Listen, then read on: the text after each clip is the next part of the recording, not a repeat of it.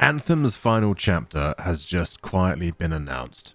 Its servers will be going dark. No fanfare, no farewell roadmap. Just a blog post buried in a sea of EA updates, stating that the lights will go out forever in January 2026. For most players, that moment has already come years ago. But Anthem's story isn't just about a failed game. It's about a studio caught in an identity crisis, a publisher desperate for a live series hit, and a genre it never fully understood. This is the tragic story of Anthem, the game that flew too close to the sun and burned on re-entry. Back in 2017, BioWare was reeling.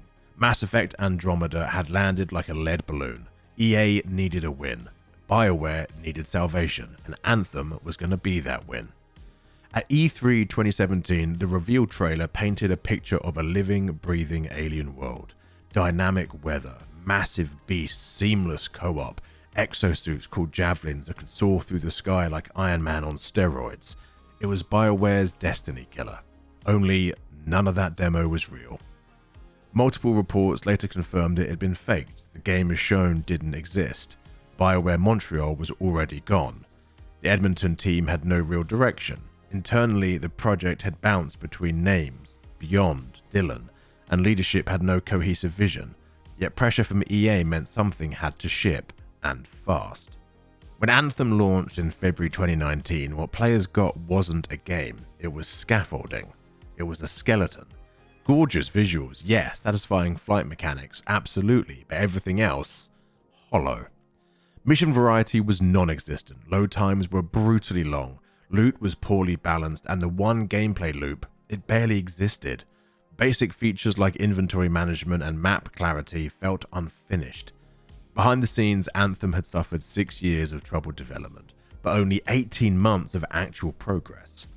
A stress casualty, as Kotaku's Jason Schreier called it, where devs crunched to meet an impossible deadline with no clear direction. EA's infamous Frostbite engine, forced on every internal studio, made things worse. Developers were spending more time fixing tools than building content.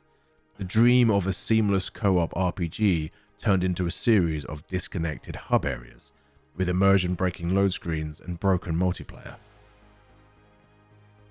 After launch, Anthem didn't die instantly. BioWare promised roadmaps. EA said it was committed to the title long-term. Players, some of them, held out hope. But updates came slow. Major promised features were delayed or scrapped. Events were recycled, bugs remained, and loot was still a mess. By 2020, Anthem was running on fumes. Then came Anthem Next, an ambitious reboot planned internally, meant to fix the game from the ground up. BioWare Austin was tasked with reworking everything, from progression to the world itself. It was a No Man's Sky style redemption arc in the making. Except it never happened. In 2021, EA officially pulled the plug on Anthem Next. The team was reassigned, development ceased. The servers stayed on, but the game was already dead. So why did it take until 2026 to turn the lights off? There's a simple reason. EA no longer sees any strategic value in keeping Anthem alive.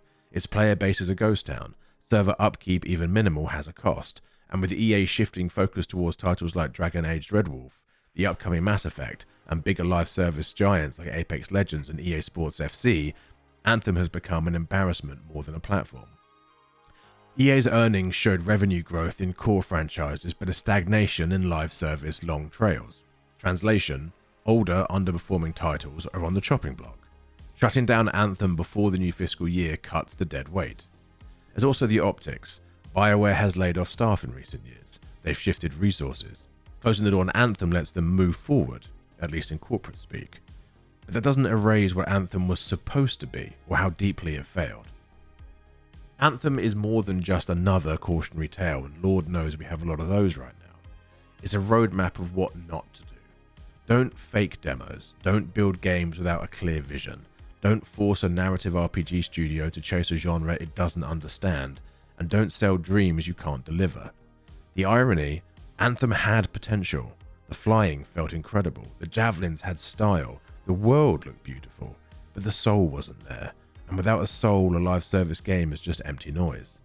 For BioWare, the cost was immense. The studio's reputation was nearly ruined, key creatives left, trust was broken and eroded. And even today, fans wonder if Dragon Age or Mass Effect can recapture the magic. I mean, that's also because the last Dragon Age and the last Mass Effect were awful, but that's another topic for another video. As for Anthem, when the servers go dark in 2026, it won't be a surprise. It'll be a mercy. If you ever flew through those alien skies, if you remember those moments where it almost worked, then maybe you felt it too. The game that could have been. But the game never existed, not really. As always, thank you for watching Devoured Games. If you found this breakdown insightful, please do consider subscribing and liking. We cover the stories behind the games you love, the ones that failed, and the industry in between. Until next time, something, something, something.